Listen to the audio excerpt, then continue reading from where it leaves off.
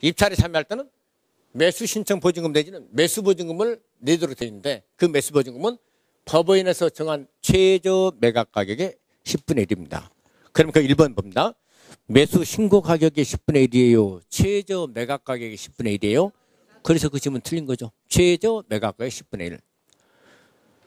과거에 민사집행법이 들어오기 이전에는요. 그때는 응찰보증금이라고 그랬어요. 입찰보증금 이렇게 표현했습니다. 입찰보증금. 그때 입찰보증금은 자기가 매수하고자 하는 가격의 매수신고 가격의 10분의 1이었어요. 과거 일입니다. 이것은. 지금은 매수신고 가격이 아니라 최저 매각 가격의 10분의 1이다. 네. 한번 듣고 잊어먹으세요. 아, 여기 동그라미에 차순위 매수신고란 말이 나오는데 이것도 다 나중에 공부하세요. 여기 한번 잠깐 봐보실까요? 어떤 물건이 있습니다. 경매로 나왔어요. 경매로 나온 물건이요. 인기가 있는 물건이 있을 수 있고 인기가 전혀 없는 물건이 있을 수 있겠죠? 그럼 인기가 있는 물건은 많은 분들이 사겠다고 달라들겠죠. 사겠다고 달라듭니다. 그러면은 매수 신청 보증금은 작은 봉투에다 넣고 입찰표하고 이 매수인의 보증금 넣은 작은 봉투를 큰 봉투에 넣어요. 그 큰 봉투가 누런색 봉투입니다. 그러면은 그걸 봉투에 넣고 봉함을 해서 어디다 집어넣냐면 입찰함에 딱 집어넣어요. 그럼 여러분들 매수 신고 한번이 됩니다. 그러면은 인기가 있는 물건이라면 많은 분들이 매수 신고했겠죠? 나중에 딱 개찰을 합니다. 입찰함을 개찰하게 되면 그 중에서 가장 높은 가격으로 응찰한 사람이 나타나요. 그분 우리가 최고가 매수 신고인 이렇게 이야기합니다. 최고가 매수 신고인. 이분은 매수 신청 보증금도 내고 가장 높은 가격으로 응찰한 사람을 최고가 매수 신고인이다 이렇게 이야기하게 됩니다. 가장 높은 가격으로 응찰한 사람이에요. 예. 그러면은 여 최고가 매수 신고인이 여러 사람이 나타나는 경우가 있어요. 같은 조건으로 나타나는 사람이 여러 사람이 나타나는 경우는 딱 한 번에 추가 입찰의 기회를 더 드립니다. 그러고 난 다음에도 또 같은 조건을 제시한 사람이 나오면 그때는 추천받으로 돼 있어요. 한 번만 추가 입찰의 기회를 줍니다. 그러면 결국은 최고가 매수 신고는 몇 사람이 나와야 한다냐 아닙니까? 무조건 한 사람 나와야 한다 이런 말이 돼요. 근데 딱 이분만 나와가지고 이제 끝나는 경우가 있는데 어떤 사람이 다 나타날 수 있냐면은 이런 사람이 나타날 수 있어요. 차순위 매수 신고인이 나타날 수가 있답니다. 차순위 매수 신고인. 이 차순위 매수 신고라는 사람은 어떤 사람인지 바로 이 두 가지만 한번 듣고 가십니다. 차순위 매수 신고인은 이런 사람이에요. 최고가 매수 신고인이 나중에 대금 지급기한 내에 매각 대금을 납부하지 않게 되면 나에게 매각을 허가해 주세요 하고 신고하는 사람이 있습니다. 매각을 허가해 주세요 하고 신고하는 사람을 우리가 차순위 매수 신고인이라고 그래요. 최고가 매수 신고인이 대금 지급기한 내에 매각 대금을 납부하지 않았을 때 나에게 매각을 허가해 주세요 하고 신고하는 사람인데 그분을 차순위 매수 신고인을 합니다. 근데 차순위 매수 신고인은 아무나 되는 것이 아니에요. 가장 높은 가격으로 응찰한 사람 그 다음 가격으로 응찰했다고 해서 되는 것이 아니라 요건을 갖춰야지 않는데 바로 차순위 매수 신고인이 되려면은 최고가 매수 신고인이 응찰한 가격을 최고가 매수가라고 합니다. 최고가 매수가에서 빼기 매수 보증금을 매수 신청 보증금 내지는 매수 보증금입니다. 물 뺀 금액을 넘는 가액으로 응찰한 사람만이 차순위 매수 신고인이 될 수 있습니다.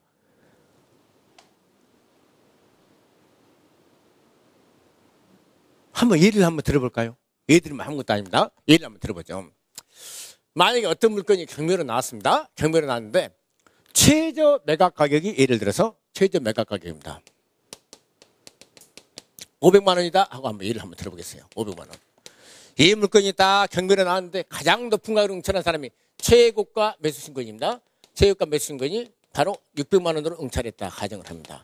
그런데 그 가장 높은 가격으로 응찰한 그 다음 순서로 얼마의 가격으로 응찰한 사람이 딱 나오게 되냐면요. 640만 원. 그 다음에 순서로 540만 원으로 응찰한 사람이 나타났다 가정합니다. 그럼 이분은 540만 원으로 응찰한 사람은 차순위 매수 신고인이 될 수 있나요? 없나요? 차순위 매수 신고인이 될 수 없습니다. 없어요. 제가 뭐라고 말씀드리자면 가장 높은 가격으로 응찰한 가격이 600만 원입니까? 그럼 600만 원 빼기 매수신의 보증금이 얼마예요? 500만 원의 10분의 1이니까 매수신의 보증금이요. 그러면 50만 원 빼야 합니다. 그러면은 차순위 매수 신고인이 되려면 아무리 못해도 550만 원보다 넘는 가격으로 응찰한 사람만이 차순위 매수 신고인이 될 수 있어요. 무슨 말씀 알아들으셨습니까? 그럼 그 질문 한번 봐보세요. 2번님은. 차순위 매수 신고는 그 신고액이 최고가 매수 신고액에서 그 보증액을 뺀 금액을 넘는 때만 할 수 있다. OX. 오, 맞는 질문입니다. 그래서 2번 질문이 맞는 질문이에요. 3번 매수인은 매각대금이 지급되어 법원 사무관 등의 소유권 이전 등기를 촉탁한 때 매각 목적인 권리를 취득한다. 땡, 틀렸습니다. 우리 경매로 소유권을 취득하는 시기는 매각대금 완납할 때, 매각대금을 완납하면 그때 소유권을 취득해요. 좀 전에 말씀드렸죠? 예, 매각대금을 완납한 때 매각 목적인 권리를 취득하게 됩니다. 매각 허가 결정이 확정되면 법원에서는 대금 지급 기한을 정해줘요. 거기는 대금 지급 기일 이렇게 나왔기 때문에 틀립니다. 과거의 민사집행법 이전에는요, 어느 한 날만 정해가지고 그날에 돈 내세요 그랬어요. 그걸 우리가 대금 지급 기일 제도라고 그랬습니다. 근데 지금은 그러잖아요. 법원에서 언제부터 언제까지 돈 생기면 매각대금을 납부하십시오. 이걸 대금 지급 기한 제도라고 합니다. 그 기한 내에 언제든지 매각대금을 납부하면요, 그 매각대금을 완납하는 때 소유권을 취득하도록 돼 있어요. 대금 지급 기일이라고요? 기한제도라고요? 기한제도다. 그렇게 알고 계셔야 합니다. 기일은 아니에요. 재매각이라는 것은요, 거기다 한번 써보세요. 예, 재매각이라는 것은 뭐라고 써놓으시냐면요, 대금을, 매각대금이라고 하겠습니다. 매각대금을 납부하지 않아.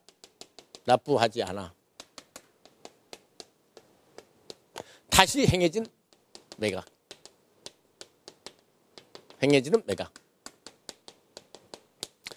재매각이라고 합니다. 이걸 제한 나머지 모든 오인체에서 행해지는 매각을 세매각이라고 그래요. 매각대금을 납부하지 않아 다시 행해지는 매각. 다시 오인체에서 행해지는 매각을 재매각이라고 합니다. 재매각이란 말과 세매각이란 말을 우리가 구별하셔야 돼요. 재매각이라는 것은 돈 안 내가지고 다시 오인체에서 행해지는 매각을 재매각이라 하고, 이걸 제한 나머지 모든 오인체에서 행해지는 매각을 세매각이라 합니다. 세매각. 오늘은 이제 세매각은 잘 모르셔도 되고, 재매각이라는 것은 하나밖에 없어요.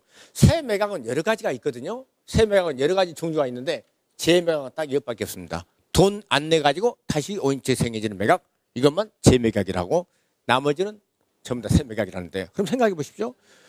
돈 안 내가지고 다시 오인체에서 행해지는 매각을 재매각이라는데, 재매각의 단초를 제공한 돈 안 낸 종전 매수인이 입찰에 참여하면 되겠나요? 안 되겠나요? 안 되겠죠. 그래서 그분은 입찰에 참여할 수 없는 사람이 됩니다. 예, 그래서 5번 집은 틀렸어요. 그의 39번의 정답은 2번이 정답이 됩니다. 여 40번은요, 이번에 1, 2월 달에도 공부하지 않아요. 3, 4월 달에 공부할 내용입니다.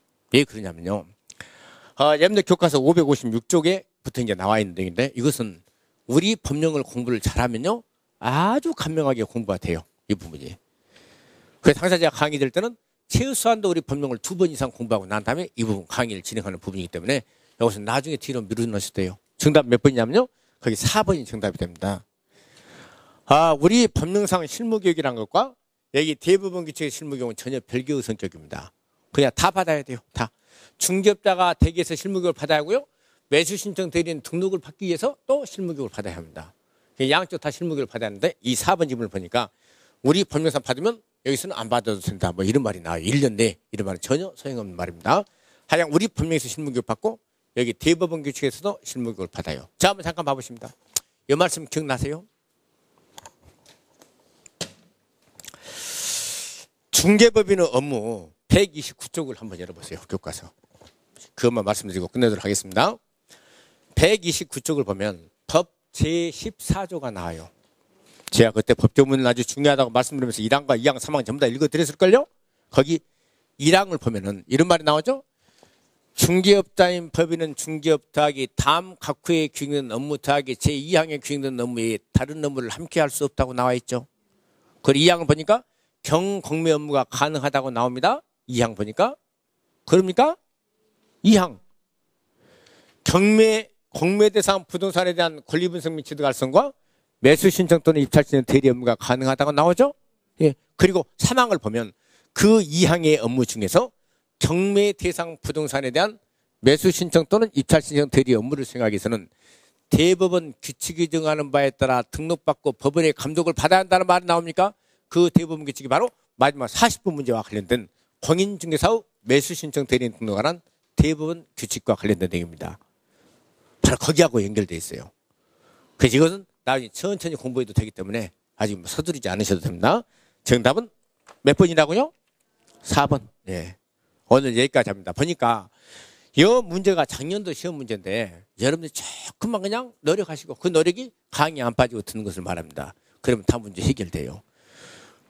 그래서 여러분들 인내심이 결국은 합격을 결정시켜준다. 그렇게 말씀드리고 오늘 강의를 마치도록 하겠습니다.